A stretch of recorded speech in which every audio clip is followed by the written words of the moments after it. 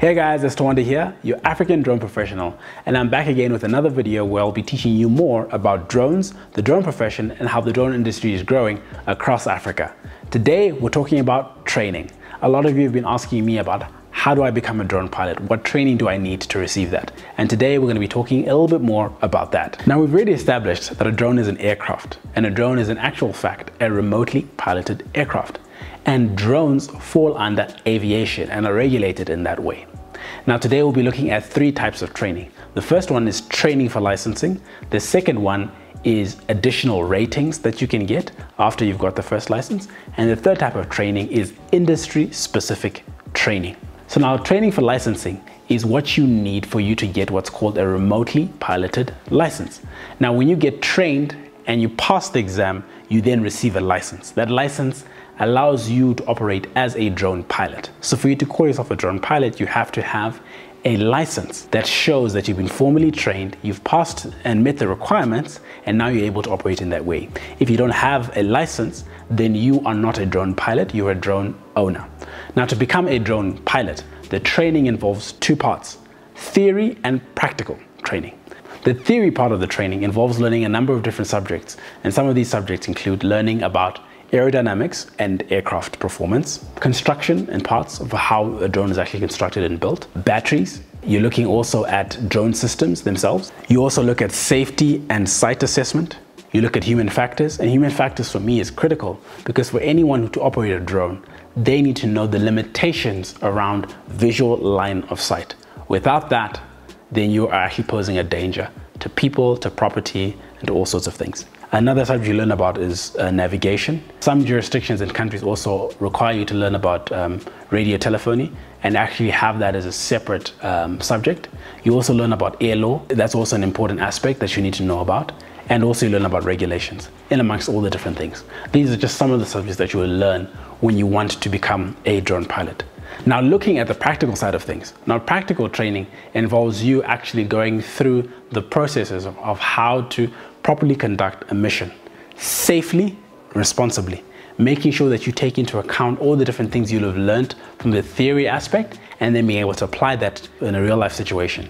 Now, a real life situation, this involves you doing a lot of flight planning. Okay, flight planning is critical.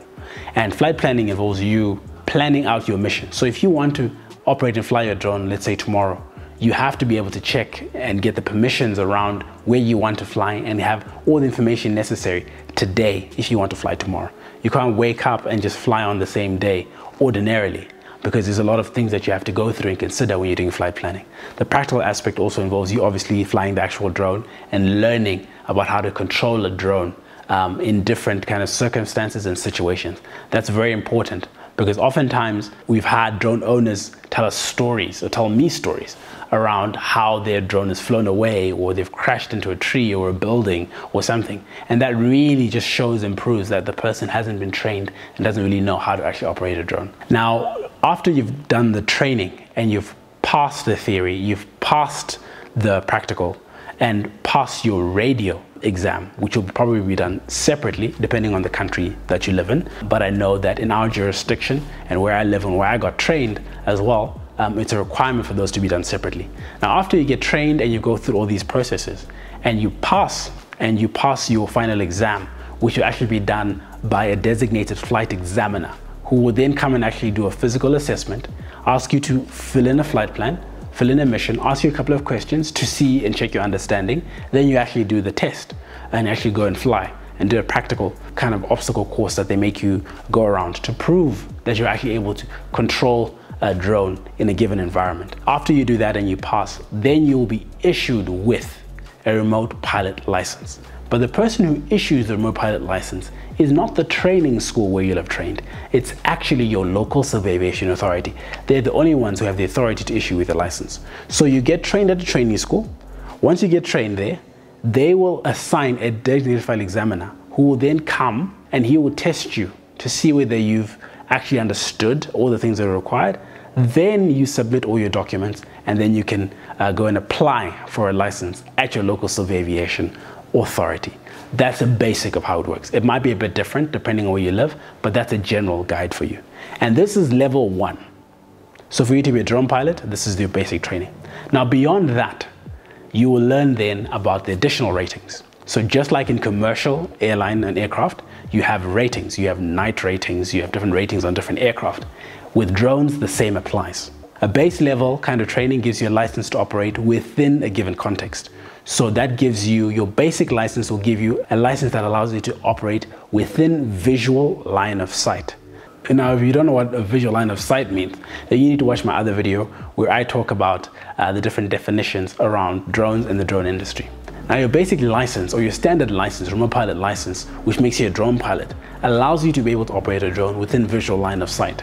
If you now want to fly beyond visual line of sight, or BVLOS, then you need to get an additional rating for that, which means you need to get additional training and get additional licensing for you to operate beyond visual line of sight. Other ratings include instructor's rating. So for you to train other drone pilots, you need to be trained to be a trainer, okay? And then you'll get your instructor's rating. So that's another type of training. Now, the third type of training I want to talk about is industry-specific training. Now, this training goes beyond the first level of training we talked about for licensing and is different from your additional rating type of training.